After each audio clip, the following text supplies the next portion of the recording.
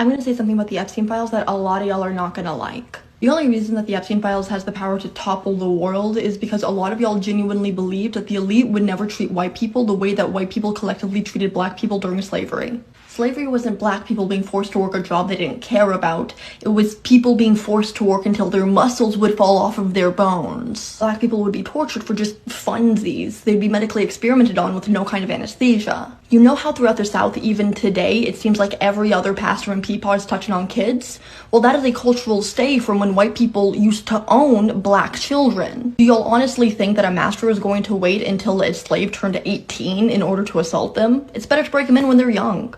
But if it was really that bad, why weren't there more slave rebellions? There were slave rebellions throughout the South, constantly. The only reason why you only know about Nat Turner is so that way everybody can point and be like, oh my gosh, look at him, he's so crazy. He started killing these white people because he thought he had messages from God. Even after slavery ended, whenever a black person would be lynched, a lot of the times the white people who did it would literally sever off some of their body parts and keep them as mementos. Black people would be skinned, and then their skin would be turned into human leather, so that way it could be used for leather goods, like coin purses, or the binding of a book or a bag. There is not a single thing in those files that has not been done to black people before. The problem isn't that elites are doing those kinds of things. The problem is, bro, I thought us white people, I thought we were in this together. I thought we were a team, man. So keep in mind, as above, so below. The elites told non-elite white people, hey, here's a group of people who we deem as worthless and y'all can torture them and do whatever the hell you want with them.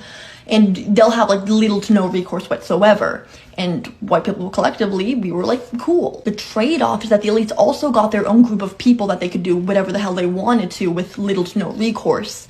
The problem is that group of people was you and me. It was pretty much anyone who wasn't part of the elite. White people collectively made a deal with the devil. Here's this group of people that you can violate and brutalize to your heart's content, and in exchange, we get your humanity. That's why white people are miserable and constantly in black people's business. That's why for pretty much at least the past 100 years, any kind of cultural artifact that's really stayed and stood the test of time has been from black people, often just with a white face on it.